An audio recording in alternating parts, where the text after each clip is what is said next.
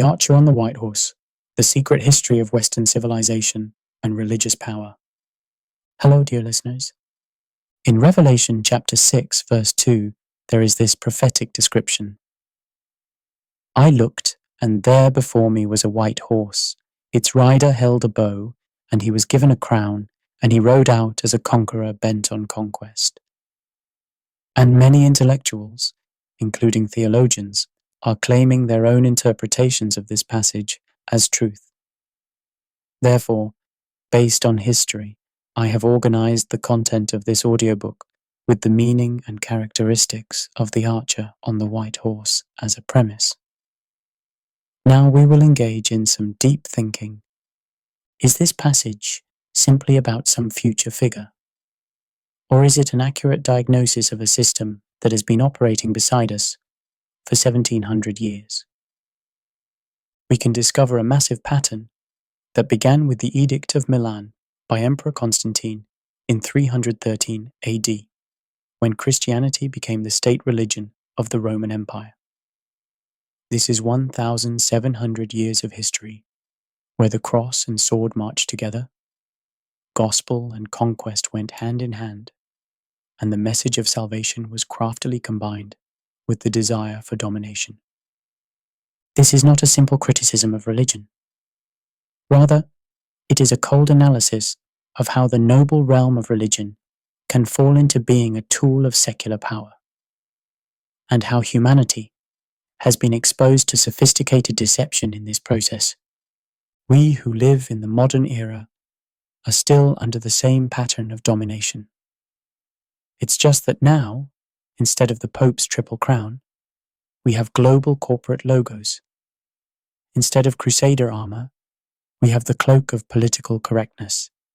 Instead of Latin Mass, we dominate the world through English media.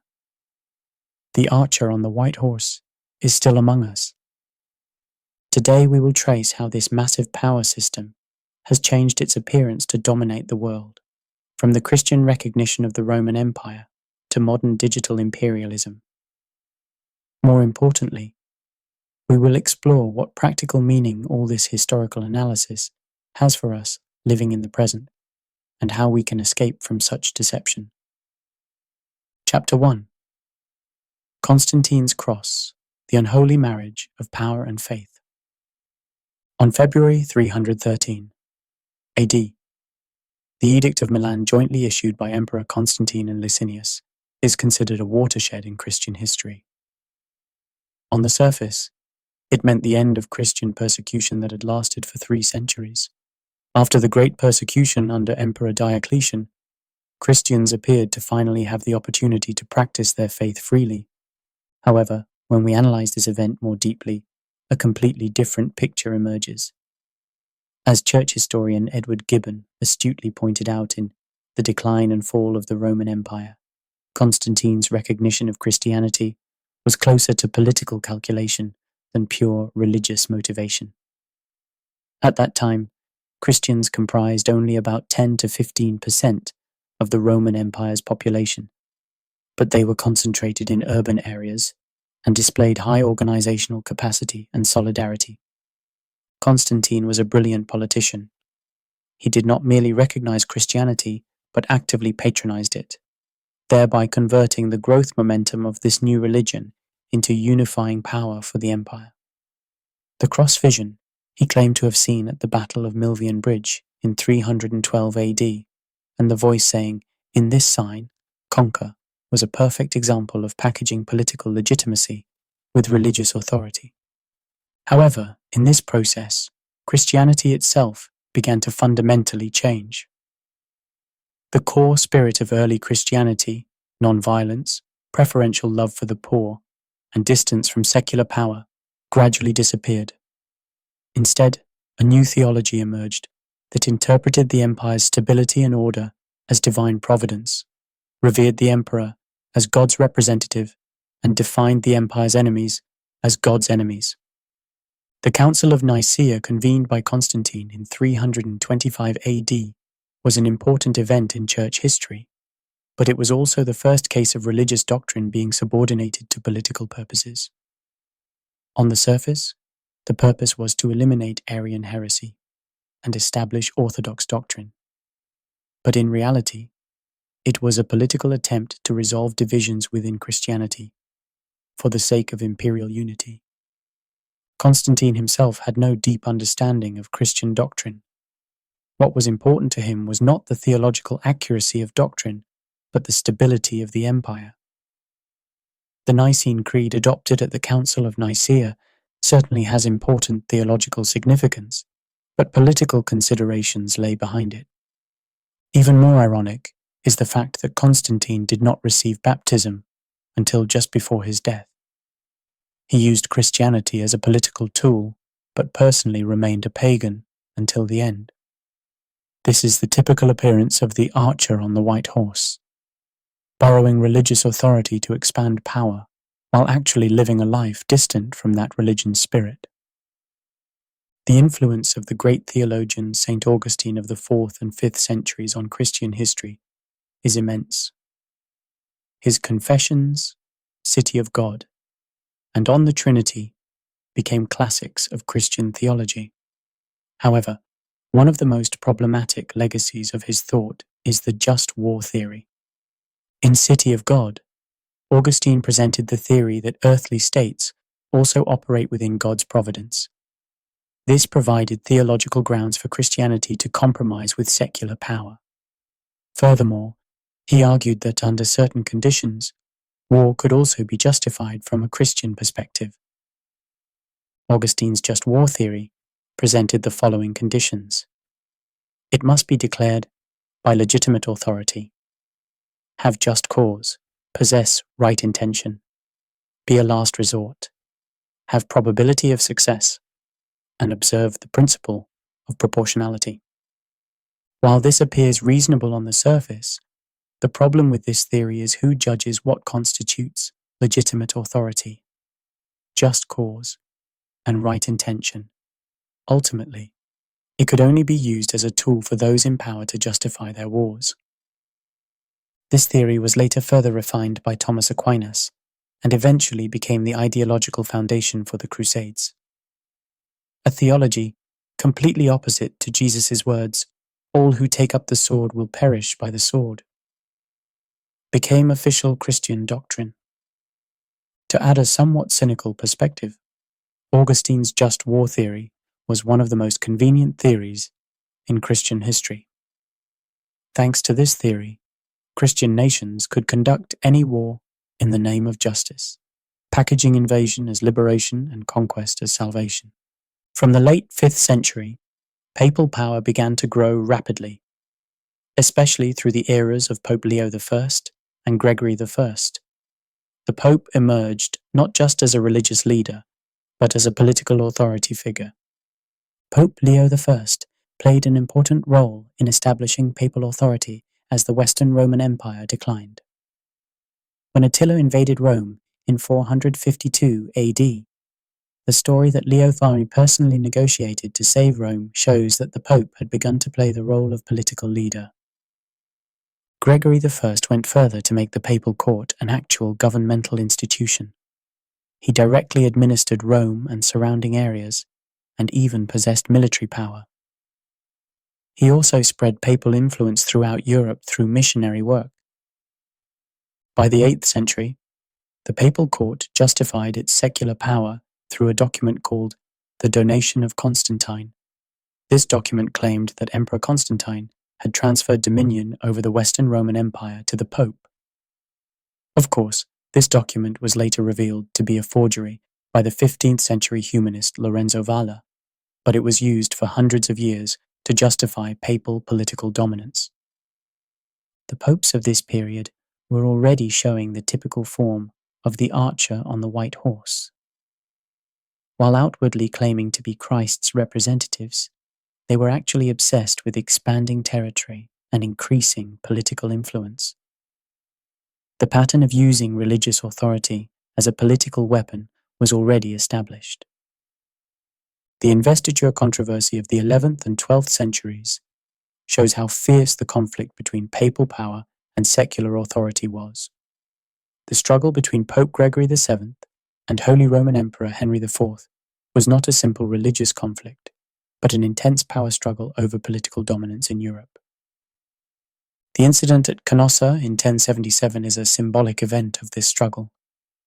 The story that Henry IV waited 3 days in the snow before receiving the Pope's forgiveness shows how powerful papal authority was. However, this also meant that religious authority was being used as a political weapon. By the time of Pope Innocent III, papal power reached its peak. He called himself the mediator between God and man, and claimed that the Pope was superior to the Emperor. During his reign, the papal court intervened in almost every political matter in Europe. Innocent III also approved the Fourth Crusade and suppressed the Cathars in southern France through the Albigensian Crusade. This shows that papal power did not hesitate to use military force based on religious authority. Chapter 2. The Crusades, Imperialism in the Name of Holy War. On November 27, 1095, the speech given by Pope Urban II at Clermont, France, became a turning point in European history. He appealed about the suffering of Eastern Christians and proclaimed a holy war for the recapture of Jerusalem. However, when we analyze this speech carefully, we can see that it was political propaganda that craftily combined religious fervor with secular desires. Urban II's speech had a structure remarkably similar to modern war propaganda. First, he dehumanized the enemy. He described Muslims as enemies of Christ, Satan's horde, and impious race, inciting religious hatred. At the same time, he sanctified his own cause. He directly connected participation in the Crusades with God's will, holy pilgrimage, and salvation of the soul. Urban II was a brilliant marketer. He presented multi-layered incentives to crusade participants. On the spiritual level, complete forgiveness of sins. Economically, the wealth of the East. Socially, honor and social advancement. And politically, opportunities to acquire new territories. Particularly noteworthy are the economic incentives he used. At that time, Western Europe was suffering from population growth and land shortage.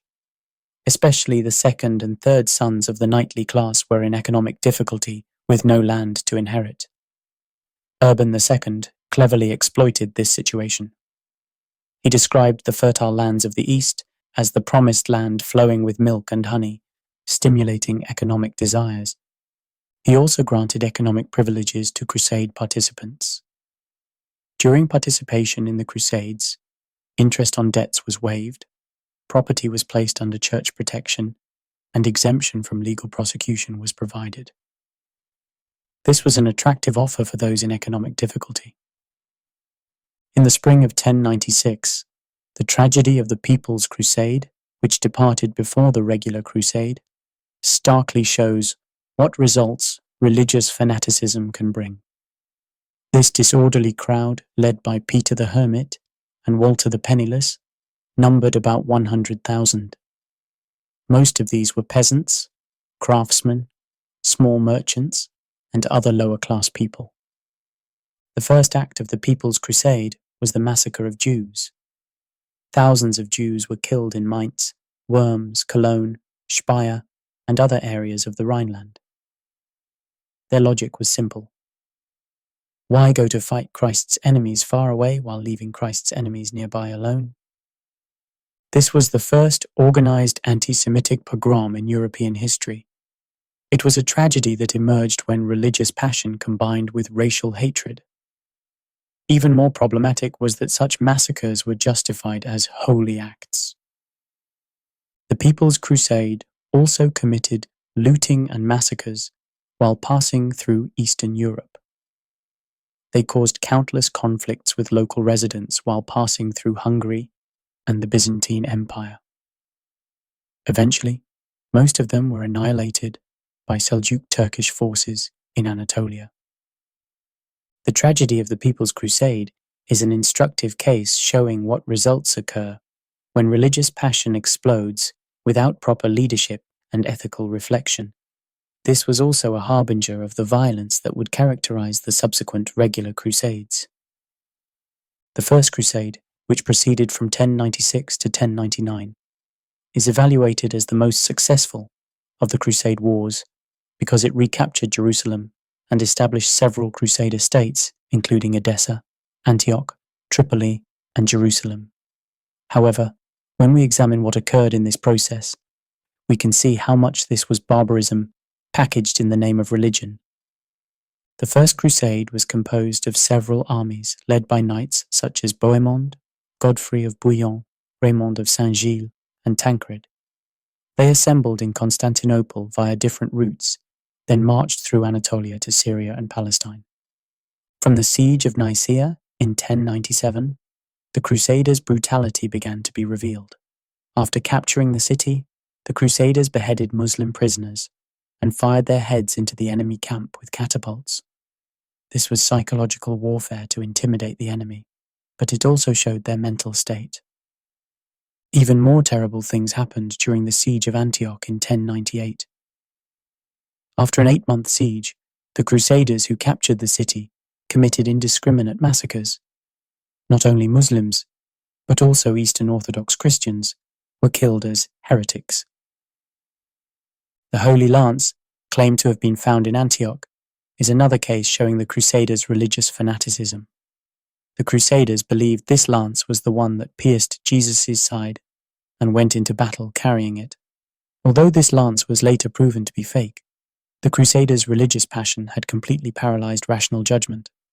The situation during the fall of Jerusalem on July 15, 1099, was even more terrible. Even Crusade chroniclers hesitated to record the carnage. The Crusaders massacred Muslims and Jews indiscriminately. According to church historian Stephen Runciman's estimate, most of Jerusalem's population was killed at that time. Particularly, the fact that the Crusaders promised safety to Muslims who sought refuge in the Al-Aqsa Mosque and Solomon's Temple, but then massacred them all, was an act that went against even medieval chivalric ideals. Crusade chronicles record that people walked ankle-deep in blood.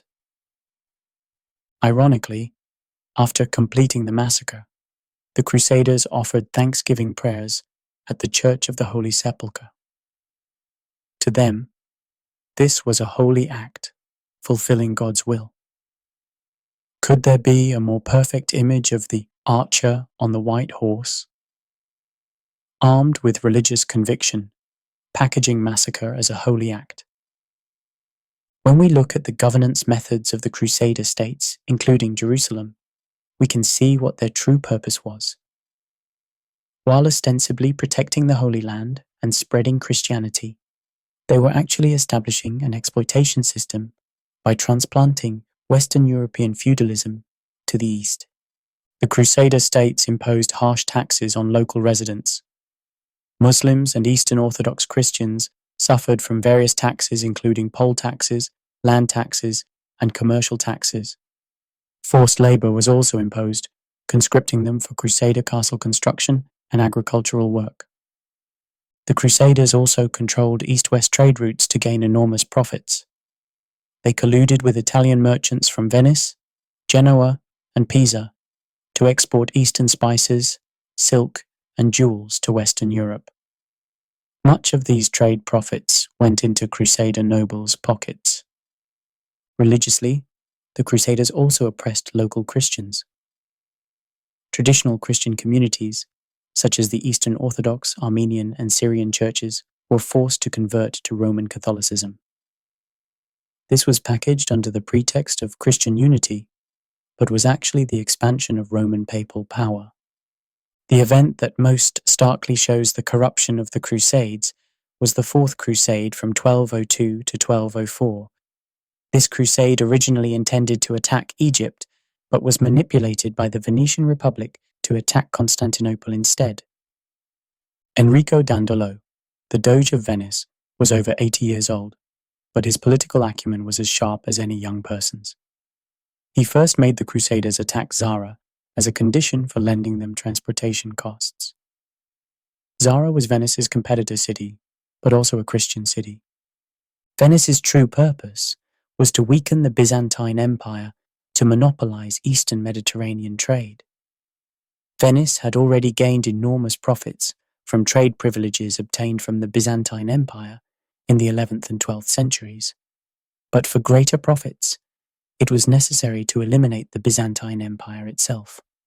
When the Crusaders attacked Zara, Pope Innocent III excommunicated the Crusaders who attacked a Christian city. However, they paid no heed and continued their advance because economic interests had already taken priority over religious justification. The internal division of the Byzantine Empire was also a good opportunity for Venice. Using the conflict between Alexios III and Alexios IV over the throne, Venice induced the Crusaders to attack Constantinople. On April 13, 1204, the Crusaders finally captured Constantinople. The subsequent 3 days of looting was one of the most destructive events in medieval history.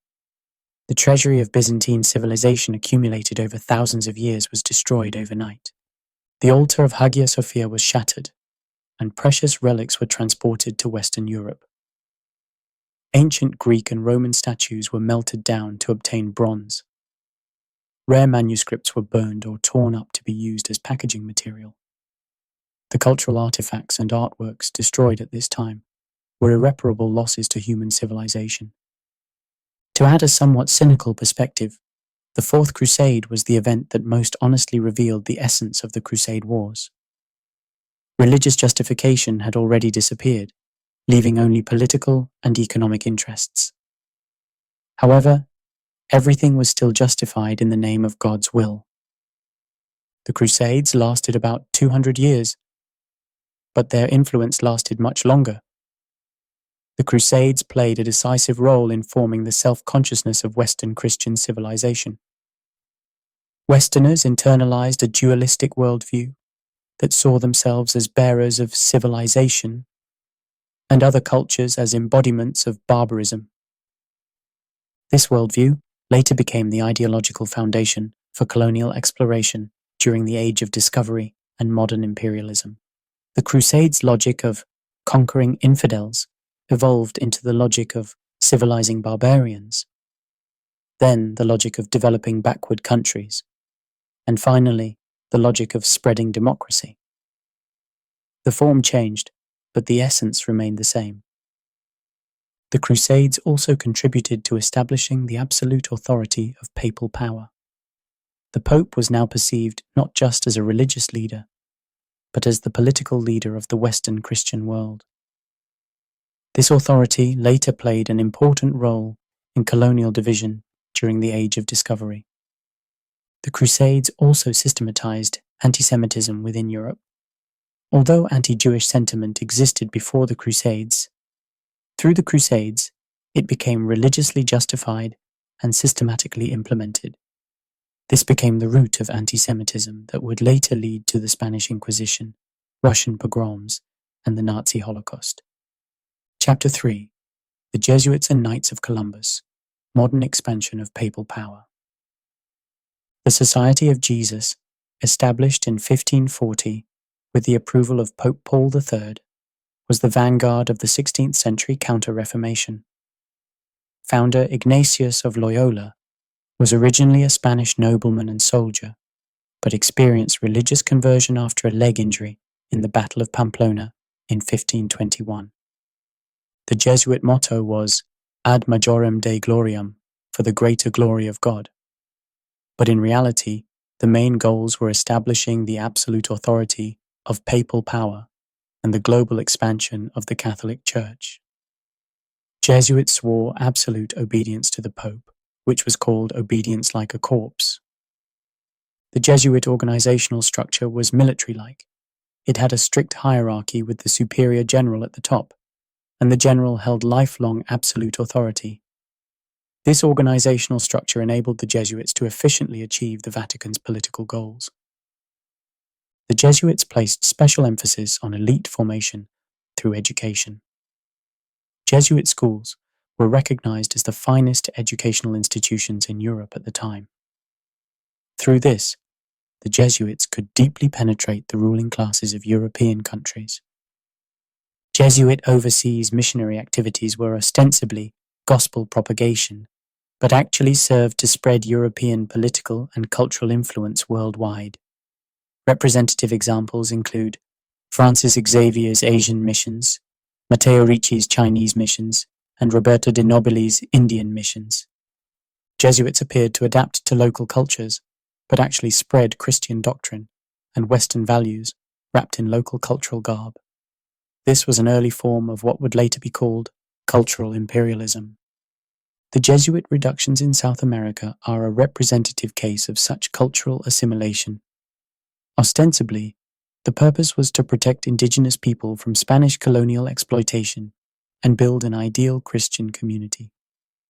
Indeed, many Jesuit missionaries genuinely worked to protect indigenous human rights. However, at the same time, Jesuit reductions systematically destroyed indigenous traditional culture and assimilated them into Western Christian civilization.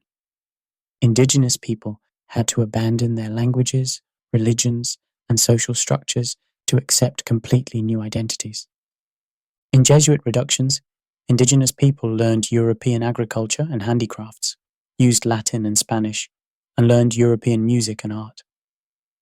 While this certainly improved indigenous living standards, it also resulted in the elimination of their unique cultural identity. To add a somewhat cynical perspective, Jesuit reductions may have been the most refined form of cultural genocide. Instead of physical violence, they fundamentally changed indigenous identity through education and religion. Jesuits directly intervened in politics by becoming confessors to royal courts. Jesuit confessors were placed in the French court of Louis XIV, the Austrian Habsburg royal family, and the Portuguese royal court to implement the Vatican's political goals. Particularly, the Jesuits developed a moral theology called probabilism to justify moral compromise for political purposes. According to this theory, when several opinions conflicted, one could follow the opinion with the highest probability. This was essentially a theory that allowed flexible application of moral standards according to circumstances. Jesuit political intervention caused conflicts in several countries. In the 18th century, the Jesuits were expelled from Portugal, France, Spain, and others, and in 1773, Pope Clement XIV even dissolved the society. However, it was rebuilt in 1814 by Pope Pius VII and continues to this day. The Knights of Columbus, founded in Connecticut in 1882 by Father Michael J. McGivney, is a modern version of the Crusader Knights. This organization ostensibly began as a mutual aid society for Catholic believers, but actually became a key tool for spreading Vatican political influence to America and worldwide. The Knights of Columbus claims to have been founded to counter Freemasonry, but is actually a Catholic version of a secret society that borrowed Masonic structures and rituals. It has 4 degrees, each requiring secret initiation ceremonies and oaths. Particularly, the oath of the 4th degree Knight contains very extreme content. I swear that at the Pope's command, I will exterminate heretics, Protestants, and liberals, rip open their stomachs, tear out women's wombs, and dash infants' heads against walls to forever eliminate the cursed race that opposes the Catholic religion. Of course, the Knights of Columbus currently denies the existence of such extreme oath texts, but the existence of such content has been confirmed through early organizational documents and testimony from former members. Currently, the Knights of Columbus is a massive organization with 2 million members worldwide. Its influence in America is enormous. 6 of the 9 US Supreme Court justices are Catholic, and many of them are Knights of Columbus members. Chief Justice John Roberts, Antonin Scalia, Clarence Thomas, Samuel Alito, Brett Kavanaugh, and Amy Coney Barrett are all Catholic. Their legal interpretations often align with Catholic doctrine. Knights of Columbus alumni also played key roles in CIA founding. William Donovan, who was OSS director, and Alan Dulles, the first CIA director, are representative examples. They played important roles in formulating CIA's anti-Soviet policy during the Cold War era. The Knights of Columbus also exercises political influence based on enormous financial power. As of 2020, it holds about $26 billion in assets and annually donates hundreds of millions of dollars to the Vatican and Catholic-related activities. The Vatican has operated Sodalitium Pianum, the world's oldest intelligence agency. This organization was founded in 1906 by Pope Pius X and was officially for eliminating modernist heresy, but actually conducted extensive intelligence gathering activities. Currently, the Vatican maintains diplomatic relations with 183 countries, which corresponds to 95% of UN member states. The Vatican Secretary of State effectively serves as the Vatican's foreign minister and exercises enormous influence on politics in each country through 1.3 billion Catholics worldwide. Vatican diplomacy is a typical example of soft power. Instead of direct military force or economic power, it intervenes in international politics through religious authority and moral influence. Particularly in Latin American, African, and Asian Catholic countries, Vatican positions often directly influence government policies. Chapter 4. The Age of Discovery, Global Expansion of Gospel and Conquest. The Reconquista, an almost 800-year process of expelling Muslim forces, fundamentally shaped the mentality of Spanish and Portuguese people. In this process, the concept of liberator was formed. Christians saw themselves as righteous warriors, liberating their compatriots from Islamic oppression. When the Reconquista was completed with the fall of Granada in 1492, Spanish people were convinced they were a nation specially chosen by God. Columbus's discovery of the American continent in the same year was not coincidental. To them, even the discovery of the New World was interpreted as a new mission given by God. This mental background formed the identity of the conquistadors. They saw themselves not as mere adventurers or invaders, but as holy warriors fulfilling God's will. When Hernán Cortés conquered the Aztec Empire, shouting, "For the glory of God and His Majesty the Emperor," it was not mere rhetoric, but sincere belief. The same was true when Francisco Pizarro conquered the Inca Empire. When he captured Emperor Atahualpa as prisoner, he declared, "This is the victory God has given us." He regarded the massacre of tens of millions of indigenous people and the destruction of highly developed civilizations as God's blessing. The papal bulls issued by Pope Alexander VI in 1493, particularly Inter Caetera, are among the documents most starkly showing Western civilization's arrogance. Through this bull, the Pope granted Spain and Portugal the authority to divide and rule the American continent. The Vatican's logic was as follows. The Pope, as Christ's representative, had spiritual authority over the entire world, and therefore could delegate to Christian nations, obligated to spread Christianity, the authority to rule pagan lands. This was based on the medieval papal doctrine of plenitudo potestatis, or fullness of power. The claim was that the Pope, representing Christ on earth, possessed not only spiritual authority, but also secular authority. The Treaty of Tordesillas in 1494 was concluded as an extension of this logic. Spain and Portugal agreed to divide the world in two by drawing a line at 46 degrees 37 minutes west longitude in the Atlantic under papal mediation. Of course, the opinions of hundreds of millions of indigenous people living on those lands were not considered at all. To add a somewhat cynical perspective, could there be a more perfect image of the archer on the white horse? They divided the entire world as they pleased while borrowing religious authority, yet packaged it all under the noble pretexts of God's will and salvation of souls. The requerimiento used by Spanish conquistadors in the New World is one of the most bizarre documents in legal history. This document was written in 1513 by jurist Juan López de Palacios Rubios, and required indigenous people to recognize the authority of Christianity and the Spanish king, warning of consequences if they refused. The requerimiento's logic was as follows. God gave authority over the entire world to St. Peter, and the Pope, as St. Peter's successor, delegated this authority to the Spanish king, so all people must recognize the Spanish king's authority. The document continued with this warning. If you refuse this, or maliciously delay it, I declare war against you with God's help, and St. Mary's and all the saints' help. I will enslave you and sell you, and will do the same to your wives and children. The most bizarre aspect of this document was that it was written in Latin, making it completely incomprehensible to indigenous people. In many cases, conquistadors even read this document alone, in empty forests without indigenous people present, and claimed to have completed legal procedures.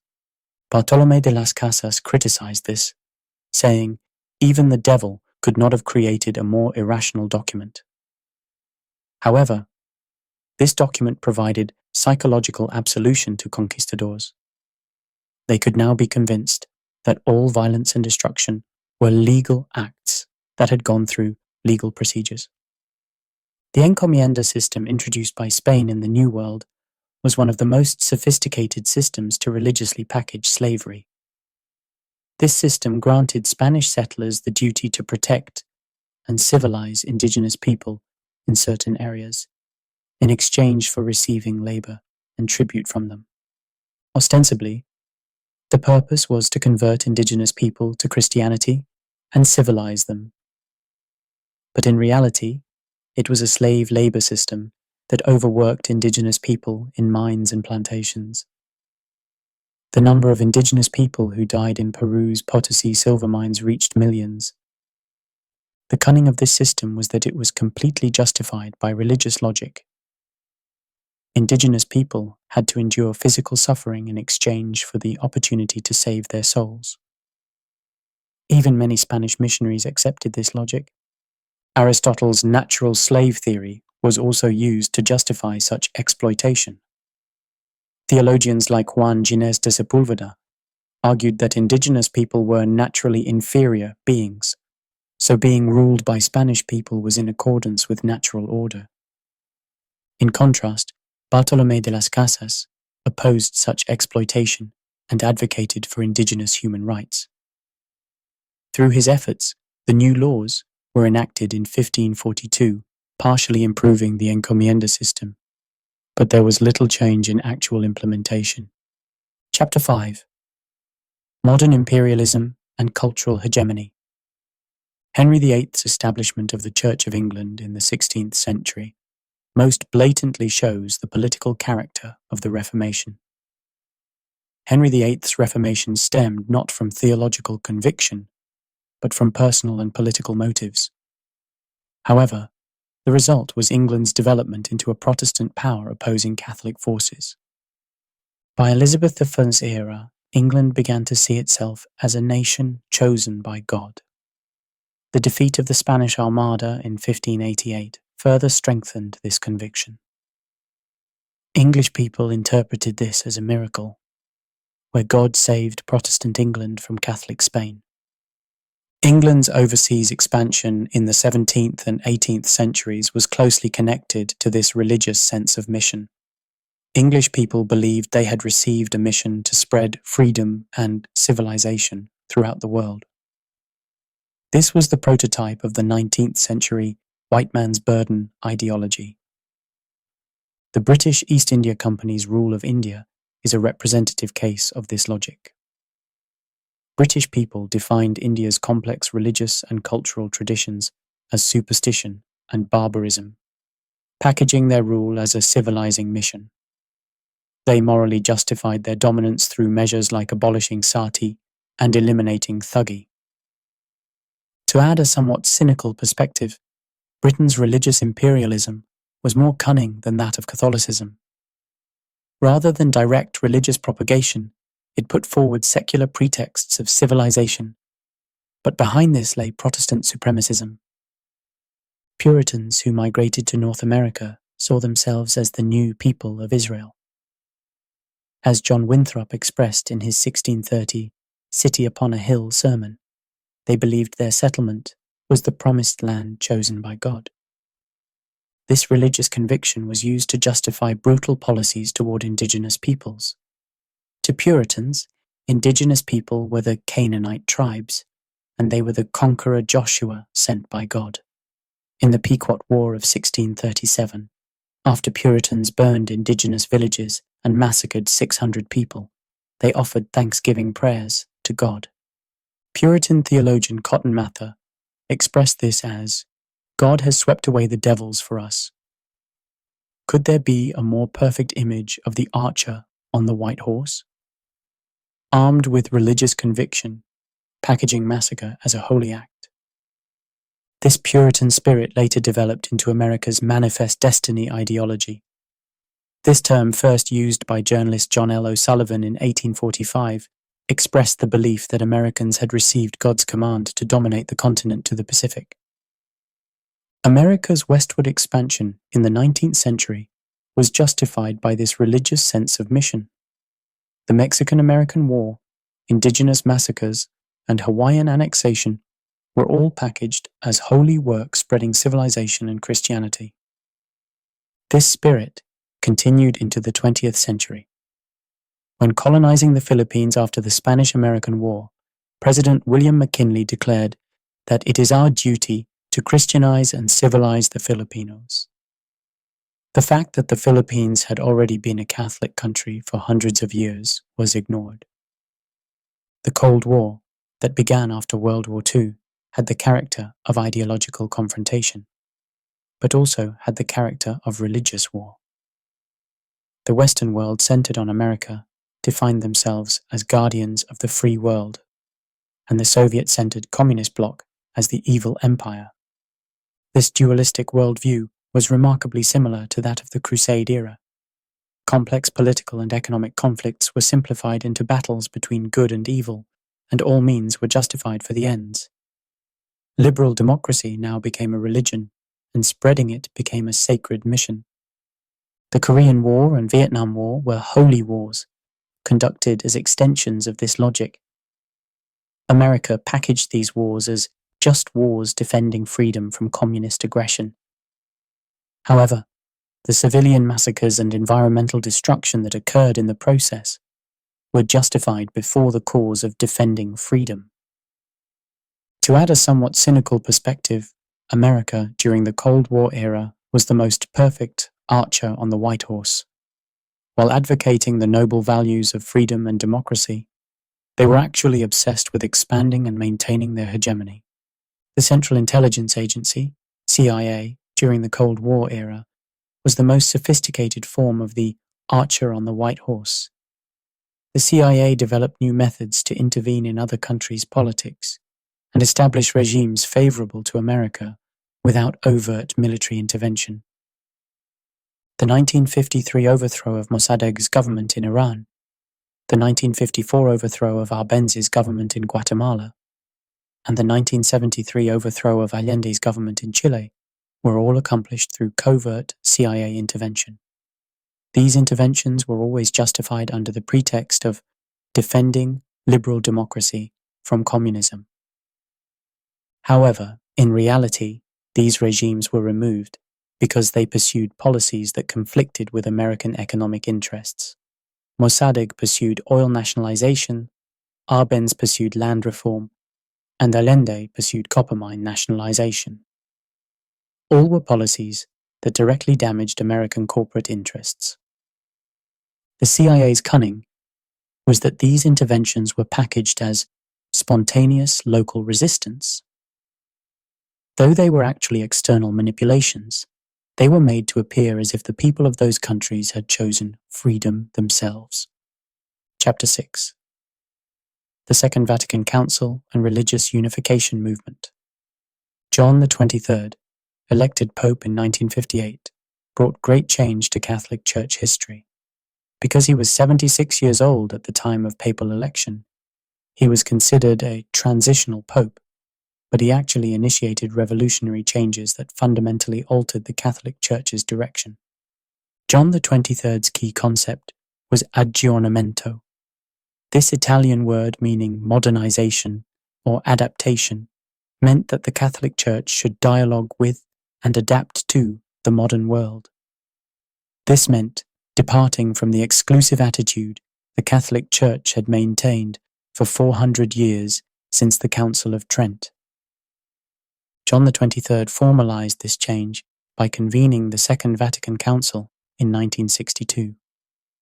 He declared that the Church should distance itself from prophets of doom and instead read the signs of the times and pursue dialogue with other religions and ideologies. However, behind this change lay deeper strategic considerations.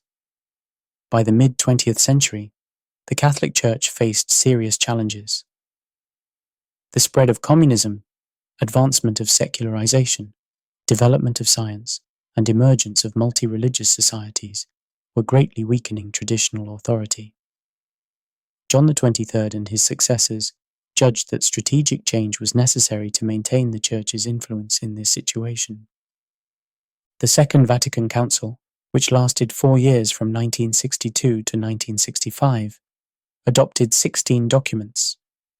Among these, particularly important were Lumen Gentium, Gaudium et Spes, Dignitatis Humanae, and Nostra Aetate. Nostra Aetate has particularly important significance. This document represented a completely new position by the Catholic Church regarding relationships with other religions. The Catholic Church, which had previously rejected other religions under the principle, outside the Church there is no salvation, now acknowledged that rays of truth could be found in other religions. Particularly regarding Judaism, it recognized their status as God's chosen people. And regarding Islam, it emphasized the commonality of worshipping one God. Hinduism and Buddhism were also evaluated as religions with deep religious sense. However, this open attitude was superficial. Reading the document carefully, the Catholic Church still defines itself as the only true church possessing fullness of truth. Other religions are seen as having incomplete truth, and ultimately as objects that should be integrated into the Catholic Church. The ecumenical movement proceeded parallel to the Second Vatican Council. This was a movement to unify divided Christianity, centered on the World Council of Churches, WCC, founded in Amsterdam in 1948. The Catholic Church initially did not participate in the WCC, but began active involvement after the Second Vatican Council. Though not an official member, it participates as an observer while exercising substantial influence. The surface goal of the ecumenical movement is Christian unity, but in reality it has a strong character of absorptive integration led by the Catholic Church. The Catholic Church defines itself as the only true church with apostolic succession, and calls other denominations separated brethren, while ultimately aiming for their return to Rome. This strategy is actually achieving considerable success. Parts of the Anglican Church are returning to Catholicism, relations with Eastern Orthodox churches are improving, and mainstream Protestant denominations like Lutheran and Methodist churches are showing increasingly favorable attitudes toward the Catholic Church. Pope Paul VI, who concluded the Second Vatican Council, played an important role in concretely realizing the Council's spirit. He particularly led the institutionalization of interfaith dialogue. In 1964, Paul VI established the Secretariat for Non-Christians in the Vatican. This institution later developed into the Pontifical Council for Interreligious Dialogue and continues to oversee Vatican policy toward other religions. The World Parliament of Religions, which began in Chicago in 1893, became the starting point of modern interfaith dialogue. This conference gradually gained larger scale and influence.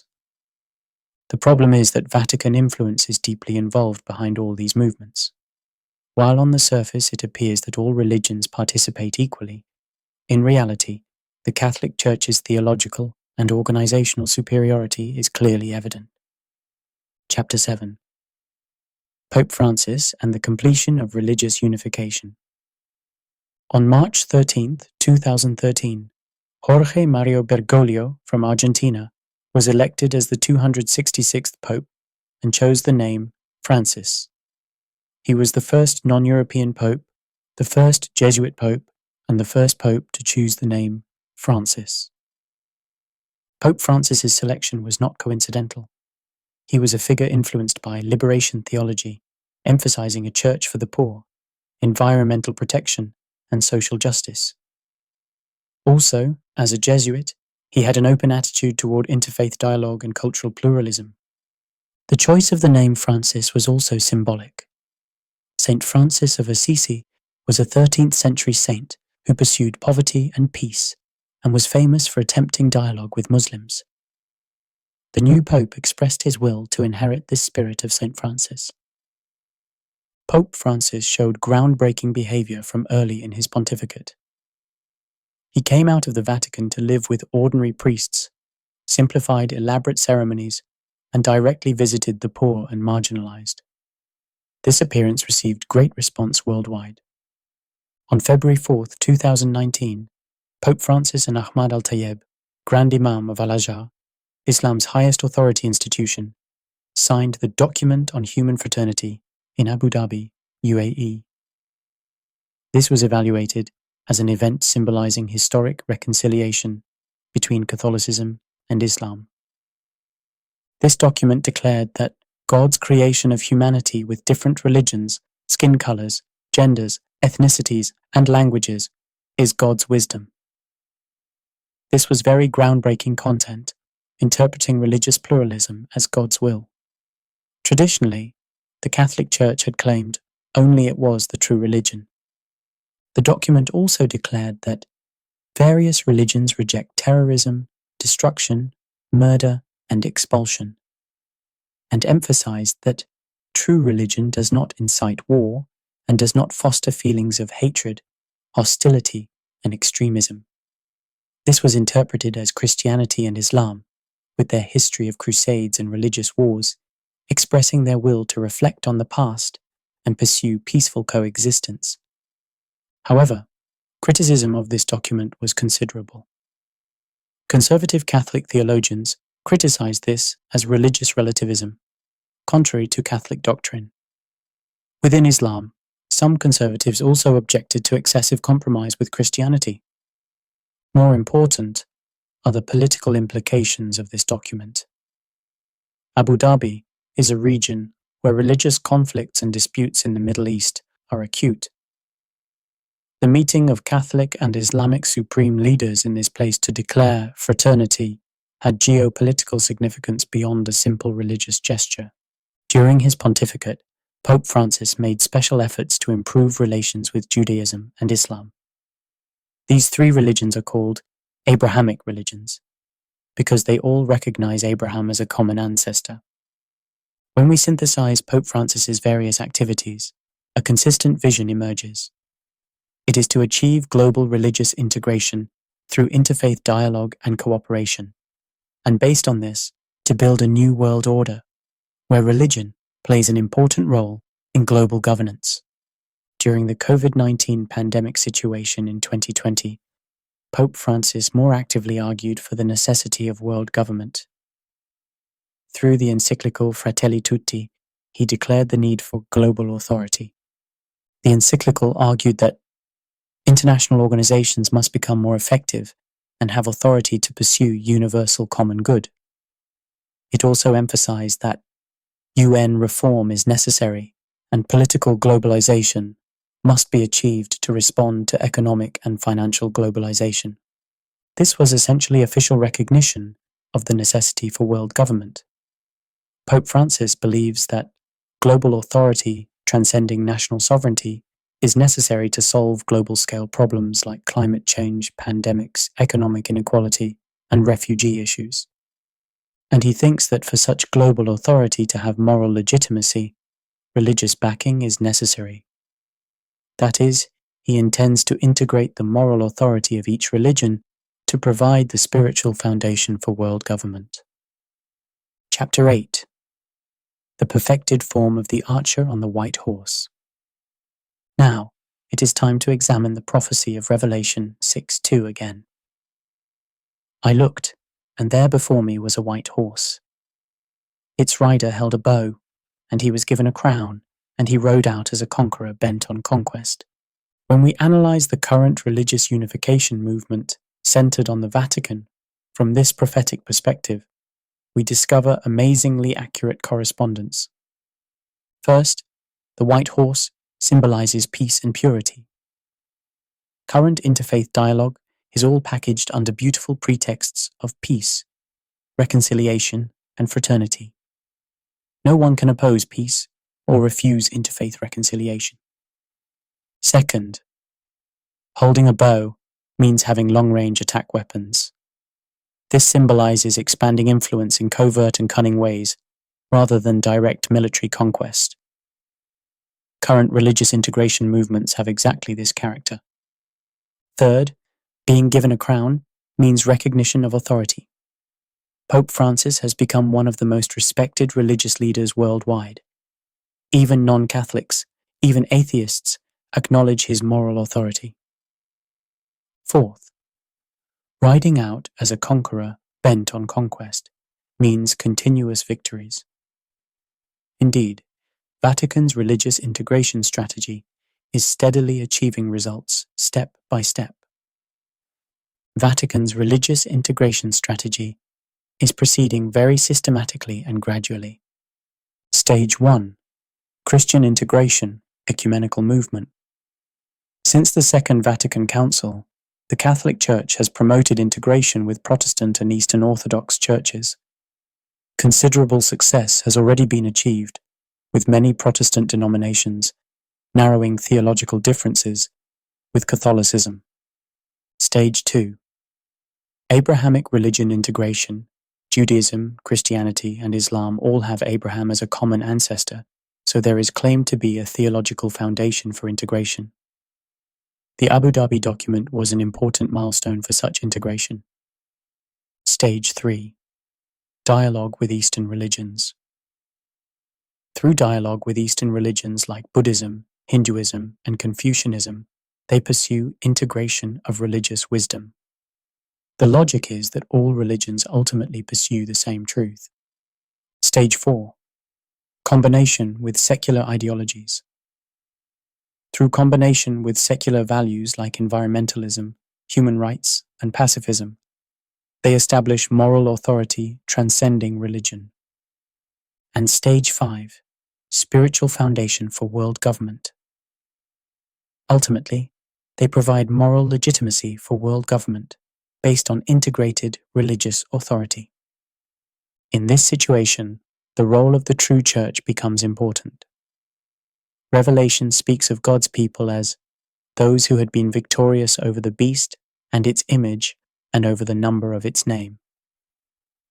The true church must not fall into the temptation of religious integration and must maintain the gospel truth that only Jesus Christ is the way of salvation.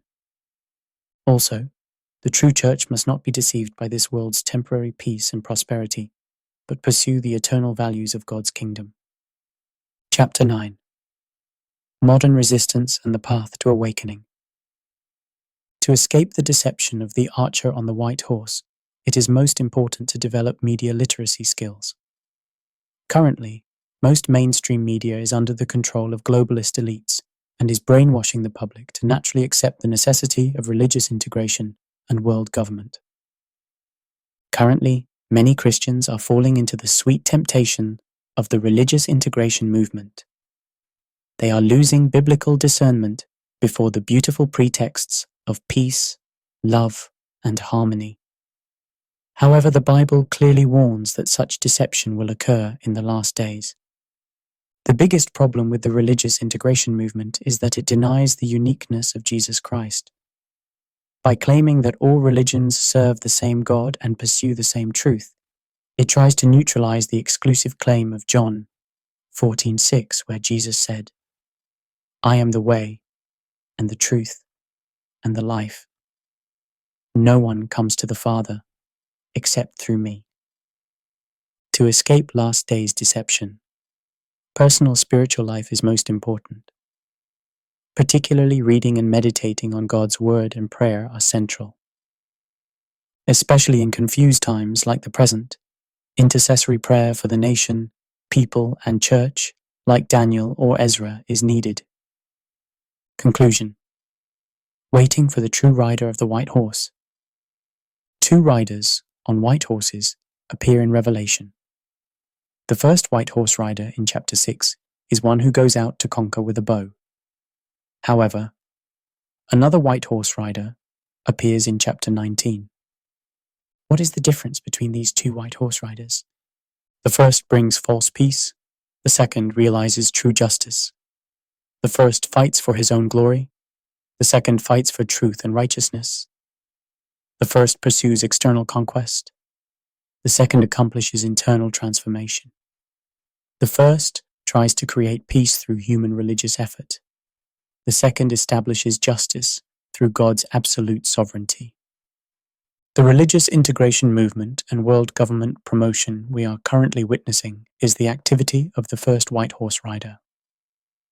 While outwardly advocating peace and harmony, love and tolerance, it actually tries to relativize God's absolute truth and create human-centered religion. In our era too, many people are being deceived by the sweet promises of the first white horse riders, promises of world peace through interfaith dialogue, earth salvation through environmental protection, human progress through science and technology. However, all these are based on the arrogant belief that humans can save themselves without God. True change does not come down from the pinnacle of power, but begins in individual hearts and community practice. Jesus Christ, the true white horse rider, changed the world not through political power or religious authority, but through the love of the cross and the power of resurrection. The most important lesson that 1,700 years of history teaches us is that power never limits itself. No matter how good the intentions with which power begins, if unchecked, it inevitably corrupts and degenerates. Religious authority is no exception. Rather, religious authority enables more cunning and persistent domination.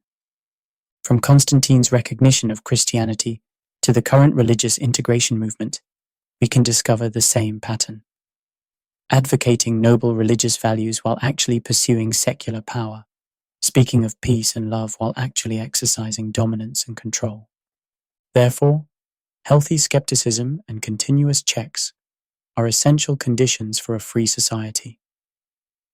Particularly regarding religious authority, we must be even more cautious. We must remember the words, "Do not put your trust in princes and human beings who cannot save." We must honestly ask ourselves, which archers on white horses am I being deceived by? Am I not perhaps playing such a role myself on a small scale? Am I truly pursuing God's truth, or am I absolutizing my own religious convictions or the interests of my group? Macro-level analysis is important, but ultimately, each of our personal reflections and practices is the starting point of change. We all have desires for power. We want to be acknowledged, exercise influence, and believe our views are correct. These desires themselves are natural, but the problem is when they develop in directions that manipulate others or distort truth. True awakening begins with acknowledging our own limitations and prejudices. Humility that what I don't know is much more than what I know. Openness that my perspective is not absolute. And human honesty that I can make mistakes are needed. Particularly for people with religious convictions, even more caution is required. The conviction of knowing God's truth must not become the arrogance of judging and condemning others. Small practices in daily life are also important. Reviewing consumption patterns, consciously exposing oneself to diverse information sources, having genuine dialogue with people who think differently, and participating in local communities. These small changes can come together to create big changes. Individual efforts alone have limitations. The system built by the archers on white horses is too massive and complex to handle with individual resistance. Therefore, collective wisdom and solidarity are essential. However, what we must be careful of here is the danger that resistance movements themselves might degenerate into another form of dogmatism or fanaticism. If we fall into good-evil dualism, dividing the world into us and them, and believe that ends justify means, we ourselves can become archers on white horses. True solidarity is solidarity that acknowledges diversity. It is people with different backgrounds and perspectives pursuing common values while respecting each other's uniqueness. A delicate balance is needed that does not force uniformity, yet does not become divided. Particularly in Christian solidarity, we must focus on the essence of the gospel transcending denominational differences. We must unite in core truths like Jesus Christ's cross and resurrection, biblical authority, and salvation by grace, while showing tolerance in secondary matters. Grounds for hope and vision for the future. Despite all this darkness and complexity, we have certain hope. This is hope based not on human effort or political change, but on God's sovereignty and the second coming of Jesus Christ. Human history has repeated progress and regression, but God's salvation history is proceeding toward a definite purpose. Jesus, who already achieved victory on the cross, will come again on the last day to complete all things. This hope is not escapism from reality. Rather, it gives us strength to not give up and fight for truth even in current difficulties. Because final victory is guaranteed, we can act boldly without fearing present defeats. The abolition of slavery, advancement of women's rights, end of colonialism, spread of human rights concepts, all were results of human conscience and solidarity achieving victory. These changes did not happen automatically, but were results of awakened individuals in each era acting courageously. Hopeful changes are occurring around the world today. Citizens confronting corrupt regimes, activists protecting the environment, campaigners resisting inequality, religious people pursuing peace are continuously making efforts. Technological advancement is also opening new possibilities. Democratization of information, expansion of communication, new forms of cooperation are emerging. What's important is for what purposes and values we use these technologies. The religious integration movement and world government promotion we are currently witnessing are likely signs of the last days prophesied in the Bible. However, this should not be a reason for despair, but rather for hope, because it means the Lord's return is near.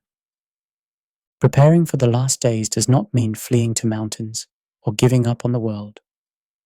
Rather, it means more actively spreading the gospel, witnessing to truth, and practicing love. Because time is running short, we must work more diligently. Now it is time to conclude our long journey.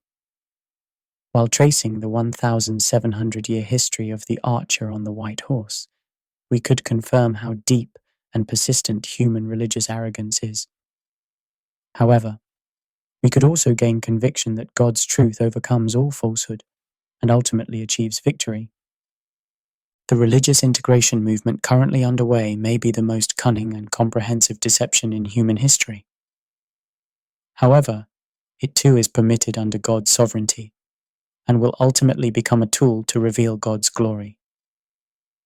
We must have wisdom to discern between true and false things through constant renewal of mind, not being swept away by this era's false values and deceptions.